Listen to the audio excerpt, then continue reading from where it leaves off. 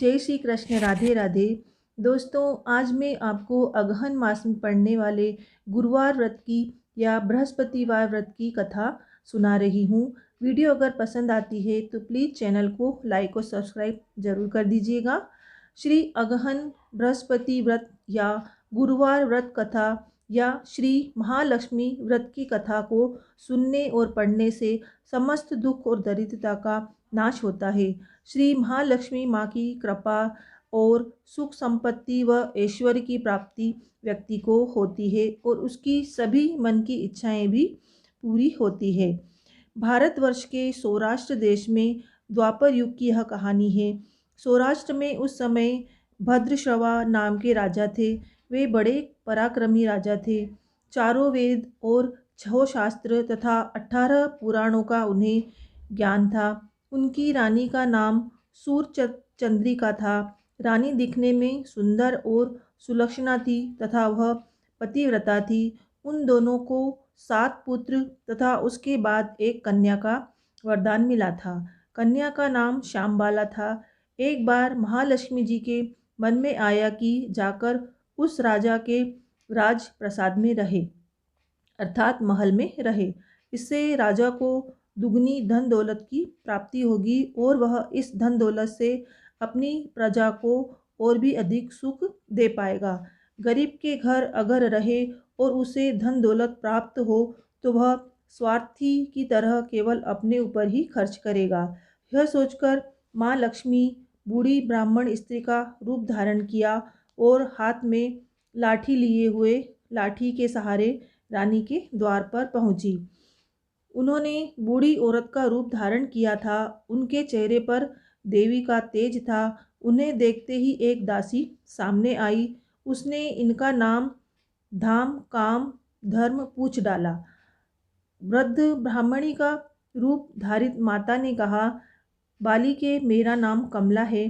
मेरे पति का नाम भुवनेश है। हम द्वारिका में रहते हैं। तुम्हारी रानी पिछले जन्म में एक वेश्य की पत्नी थी। वह वेश्य गरीब था। दरिद्रता के कारण हर रोज घर में झगड़े होते थे तथा उसका पति रोज उसे मारता था। इन बातों से तंग आकर वह घर छोड़कर चली गई तथा जंगल में खाली पेट भटकने लगी। उसकी इस दुर्दशा पर मुझे दया आ गई। तब मैंने उसे सुख संपत्ति देने वाली श्री महालक्ष्मी की कथा सुनाई। मेरे कहने पर उसने श्री महालक्ष्मी का व्रत किया। श्री महालक्ष्मी प्रसन्न हुई। उसकी गरीबी दूर हुई। उसका घर संसार दौलत संपत्ति से भर गया। बाद में पति पत्नी दोनों परलोक सिधारे। लक्ष्मी व्रत करने के कारण में वे लक्ष्मी लोक में रहे। उन्होंने जितने साल महालक्ष्मी का व्रत किया उतने हजारों साल उन्हें सुख भोग मिला। इस जन्म में उसका जन्म राजघराने में हुआ है, परंतु वह श्री महालक्ष्मी का व्रत करना भूल गई है। उसी को याद दिलाने के लिए मैं यहाँ पर आई हूँ। बुढ़िया की बातें सुनकर दासी ने उसे नमन किया तथा श्री महालक्ष्मी का व्रत किस तरह किया जाए इसके बारे में पूछा। बुढ़िया का रूप धारण किए हुए श्री महालक्ष्मी माता ने दासी को पूजा की पूरी विधि तथा उस व्रत की महिमा के बारे में बताया। इसके बाद वह दासी माता को नमन कर रानी को बताने अंदर चली गई। राजभवन में रहते हुए रानी को अपने ऐश्वर्य का बहुत ही घमंड हो गया था। संपत्ति तथा अधिकार की वजह से वह उन्मत्त हो गई थी। दासी द्वारा बताई गई बुढ़िया की बातें सुनकर वह गुस्सा होकर राजद्वार पर आकर बुढ़िया रूपी महालक्ष्मी पर बरस पड़ी। उसे यह मालूम नहीं था कि श्री महालक्ष्मी माता बुढ़िया का रूप लेकर उसके घर पर आई है, परंतु रानी का इस कदर रूखा बर्ताव तथा अपना अनादर देखकर माता ने ठहरना ठीक नहीं समझा और वहाँ से चल पड़ी। राह में उन्हें राजकुमारी श्यामबाला मिली। उन्होंने श्यामबाला को सारी बातें बताई। श्यामबाला ने अपनी ओर से माँ लक्ष्मी से क्षमा मांगी। माता को उस पर दया आई। उन्होंने श्यामबाला को श्री महालक्ष्मी व्रत के बारे में बताया। उस दिन अगहन माह का पहला गुरुवार था। श्यामबाला ने परम श्रद्धा से श्री महालक्ष्मी का व्रत रखा। फलस्वरूप राजा सिद्धेश्वर के सुपुत्र मालाधर से उसका विवाह हुआ।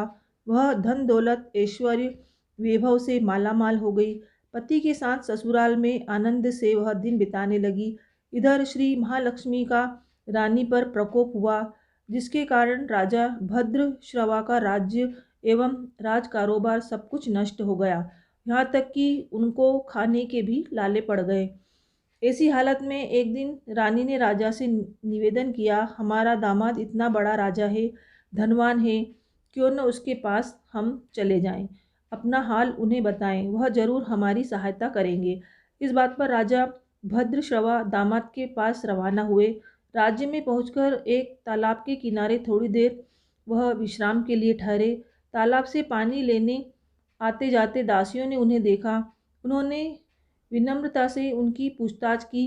तब उन्हें मालूम हुआ कि वे रानी श्यामबाला के पिता हैं और वो दौड़ते हुए जाकर उन्होंने रानी को सारी बातें बताई।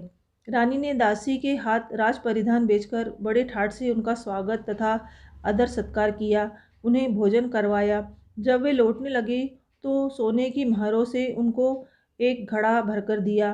राजा भद्रश्रवा जब वापस लौटे तो उन्हें देखकर रानी सुर चंद्रिका खुश हुई। उन्होंने सोने की मेहरों से बड़े घड़े का मुंह खोल दिया, पर हाय भगवान, सोने घड़े में धन के बदले कोयले मिले। वह यह सब श्री महालक्ष्मी के प्रकोप से हुआ। इस प्रकार दुर्दशा में और कई दिन बीत गए। इस बार रानी स्वयं अपनी कन्या के पास गई।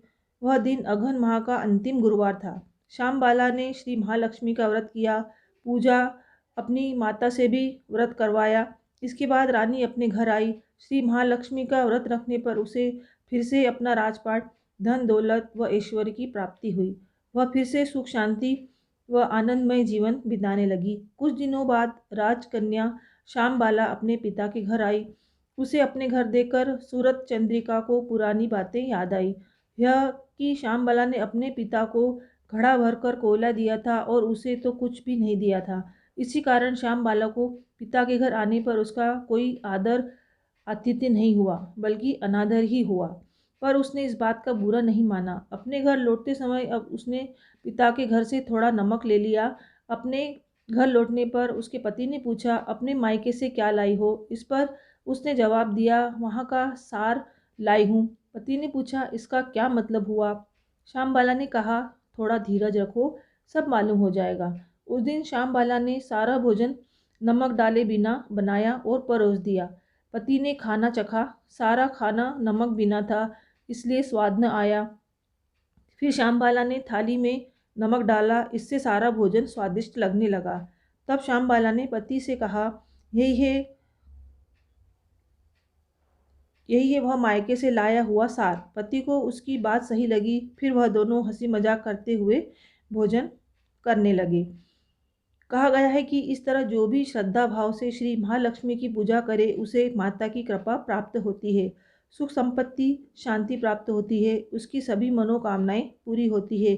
परंतु यह सब प्राप्त होने पर माता की पूजा को हमें भूलना नहीं चाहिए। हर गुरुवार को व्रत का पाठ अवश्य करना चाहिए। इस तरह श्री महालक्ष्मी की महिमा भक्तों की मनोकामना अवश्य पूरी करती है। इस प्रकार श्री अघन बृहस्पति व्रत कथा या श्री महालक्ष्मी गुरुवार व्रत की कथा संपूर्ण होती है। बोलो माँ लक्ष्मी की जय।